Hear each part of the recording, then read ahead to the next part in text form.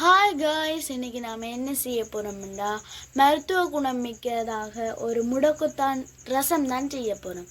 அதுக்கு முன்னாடி இந்த சேனலுக்கு ஃபர்ஸ்ட் டைம் வந்திருந்தீங்கன்னா லைக் பண்ணுங்கள், ஷேர் பண்ணுங்கள், மறக்காமல் சப்ஸ்கிரைப் பண்ணுங்கள். வாங்க வீடியோக்குள்ளே போகலாம்.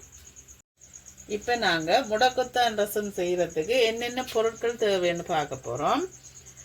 இங்கே நான் அரை கப் அளவு கொத்தமல்லி எடுத்து வச்சிருக்கிறேன்,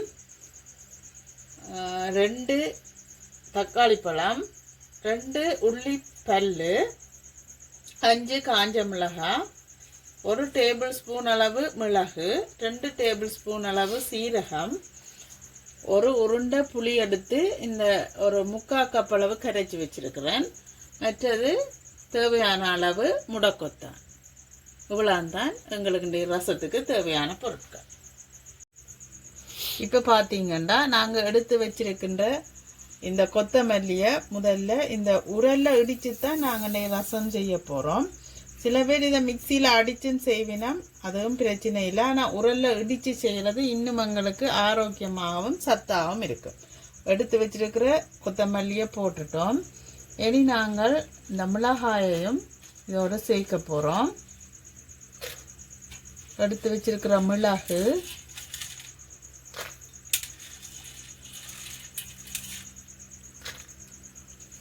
சீரகம் எல்லாத்தையும் இந்த கல் உரலில் உண்டா போட்டு நல்ல அறுவல் நொறுவலாக வடிவாக இடித்து எடுக்க போகிறோம்.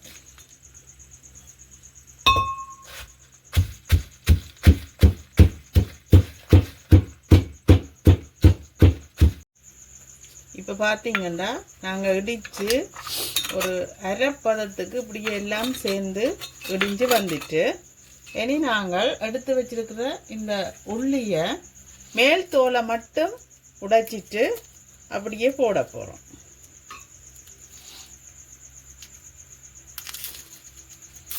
மேல் தோலை மட்டும் இப்படி மேலால் எடுத்து போட்டு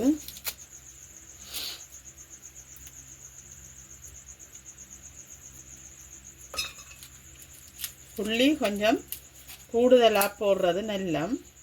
என்னென்னு சொன்னால் இது அஜீரண கோளாறுகள், வாய்வு தொல்லை, சளித்தொல்லை எல்லாத்துக்கும் இந்த ரசம் நல்ல தண்டபடியாக உள்ளி கொஞ்சம் நாங்கள் பெரிய இந்த சைஸில் 2 பல்லு உள்ளியை மேல் தோலை உரிச்சிட்டு போட போகிறோம்.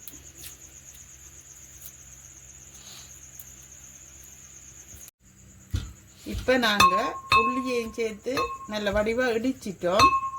இடித்து எங்களுக்கு ரசத்துக்குரிய நல்ல பதத்துக்கு வந்துட்டு, இப்போ நாங்கள் இந்த உள்ளி போட்டு இடிக்க நல்ல ஒரு வாசம் வந்தது, நல்ல ரசத்துக்குரிய வாசம் வந்தது.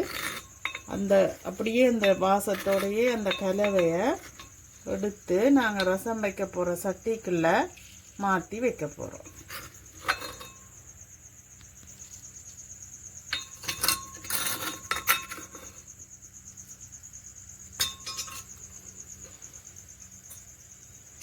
வச்சிட்டு இனி எங்களுக்கு தேவையான அளவு உப்பு சேர்த்து கொள்ள போகிறோம்.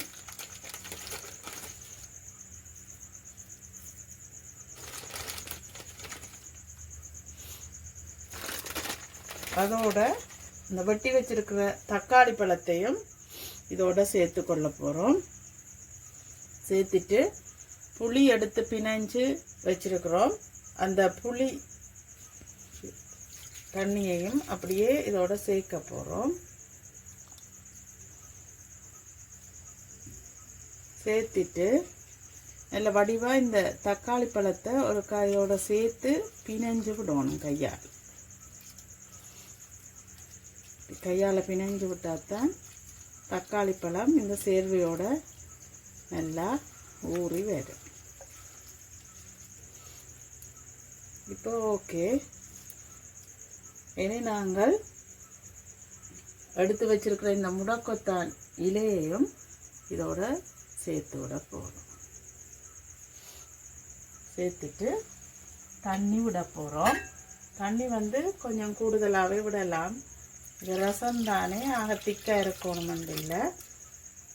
நல்ல வடிவாக கொஞ்சம் கூடுதலான தண்ணி நான் விடுறேன்.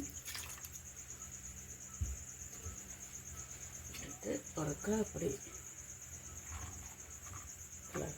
சரி. இப்போ நாங்கள் இந்த ரசத்தை அடுப்பில் வைக்க போகிறோம். நாங்கள் இன்றைக்கு மண் சட்டியைத்தான் தெரிவு செய்த நாங்கள். ஏன்னு சொன்னால் ஒன்று ஆரோக்கியமானது, மற்றது சுவையாக இருக்கும்.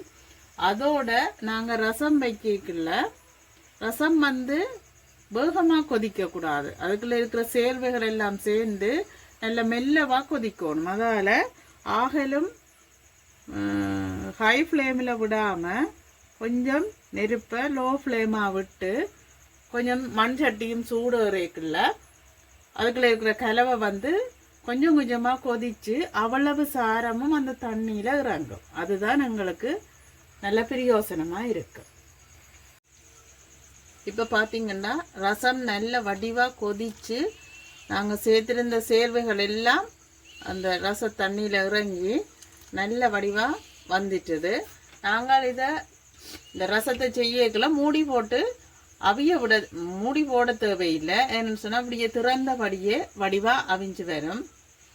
இப்போ நாங்கள் நல்ல மருத்துவ குணமிக்க ஒரு முடக்கத்தான் ரசத்தை தயாரிச்சிட்டோம். இப்போ எங்களுக்கு கொதிச்சதெல்லாம் காணும். இனி நாங்கள் அடுப்பை ஆஃப் பண்ணிட்டு இறக்க போகிறோம். இப்போ நாங்கள் நல்ல மருத்துவ குணமிக்க முடக்கத்தான் ரசம் ரெடி பண்ணி வச்சிருக்கிறோம். நீங்களும் உங்களோட வீட்டில் இதே மெத்தட்டை ஃபாலோ பண்ணி இந்த முடக்கத்தான் ரசத்தை செய்து பலன் பெறுவீங்கன்னு நினைக்கிறேன். கண்டிப்பாக உங்களோட கருத்துக்களை எங்களோட கமெண்ட் பாக்ஸில் கமெண்ட் பண்ணுங்க. இன்னும் ஒரு வீடியோவில் சந்திப்போம்.